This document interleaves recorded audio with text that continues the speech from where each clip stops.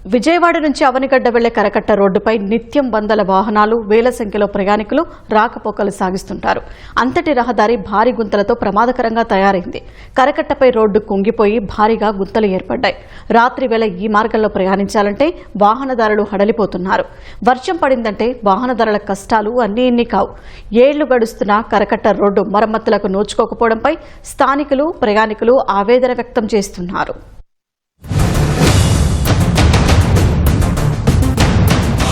ఇది విజయవాడ నుంచి అవనిగడ్డ వెళ్లే మార్గం. అత్యంత రద్దీగా ఉండే ఈ రోడ్డుపై పెద్ద గోతులతో ప్రయాణికులు తీవ్ర ఇబ్బందులు ఎదుర్కొంటున్నారు. వర్షం పడితే రోడ్డు నీటితో నిండిపోయి ఎక్కడ ఏ గుంత ఉందో తెలియక ప్రయాణికులు ప్రాణాలు అరచేతిలో పెట్టుకుని ప్రయాణిస్తున్నారు. రోడ్డు కుంగిపోవడం వల్ల అంచుల వెంబడి వెళ్లే ద్విచక్ర వాహనదారులు జారి కిందపడి తీవ్ర గాయాల పాలవుతున్నారు. పాలకులు మారుతున్నారే తప్ప రహదారిని ఎవరూ పట్టించుకోవటం లేదని ప్రయాణికులు ఆవేదన వ్యక్తం చేస్తున్నారు. చాలా ఇబ్బందికరంగా ఉంది. 1.5 కిలోమీటర్ ఉంటుంది. ఇది పూడ్చే నాదుడు ఎవరో కూడా మనకు తెలియదు. మహిళలు చాలా ఇబ్బంది పడుతున్నారు. వెనకమాల జారిపోతున్నారు.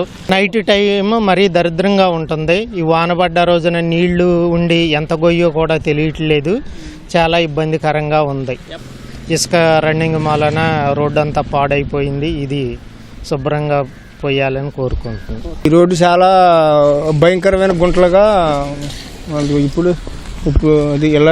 ఇప్పుడు చాలా భయంకరమైన గుంటలుగా ఉన్నాయి. చాలా యాక్సిడెంట్లు కూడా జరుగుతున్నాయి. చాలా మంది కూడా పడిపోయిన వాళ్ళు ఉన్నారు.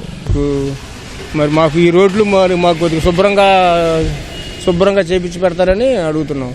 ఈ రోడ్డు పరిస్థితి ఏం బాగాల, అంతా గుంటలో చచ్చిపోతున్నాం. వాళ్ళు వస్తే వేస్తారు, వీళ్ళు వస్తే వేస్తారు అనుకుంటున్నాం కానీ ఎవరో వేస్తల్లా. సైడ్ అమ్మటే గోడ ఉంది కదా, ఇది బైక్ వెళ్తా ఉండగా ఈ గోడ ఎక్కిందంటే ఊరినట్ట పడిపోతామే. ఈ రోడ్డు ఇంతగా దెబ్బతినడానికి ప్రధాన కారణం అడ్డు అదుపు లేకుండా సాగుతున్న ఇసుక రవాణాని అని స్థానికులు ఆరోపిస్తున్నారు. ఇసుక లారీలు భారీ లోడుతో వెళ్లడం వల్ల రోడ్డు పూర్తిగా దెబ్బతిని గుంతలమయంగా మారిందని చెబుతున్నారు. కొన్నేళ్లుగా ఈ రోడ్డుపై ప్రయాణికుల కష్టాలు ఇలాగే కొనసాగుతున్నాయని వాపోతున్నారు. కూటమి ప్రభుత్వం అధికారంలోకొచ్చాక కొత్త రోడ్డు మంజూరైనా పనులు నత్తనడకన సాగుతున్నాయని అసంతృప్తి వ్యక్తం చేస్తున్నారు. ఈ రోడ్డు వర్షం వచ్చినా బాగా ఇబ్బంది అయిపోతుంది. అసలు రోడ్డు మా ఇసుక లారీలో కూడా తిరుగుతున్నాయి బాగా.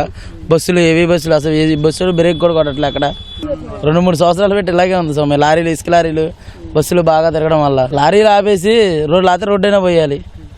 గుంటలు అప్ అండ్ డౌన్లు, లోడ్ మీద వస్తే బండి బాగా ఇబ్బంది పడి నైట్ పూట వచ్చినప్పుడు కొత్త వాళ్ళకి ప్రమాదం.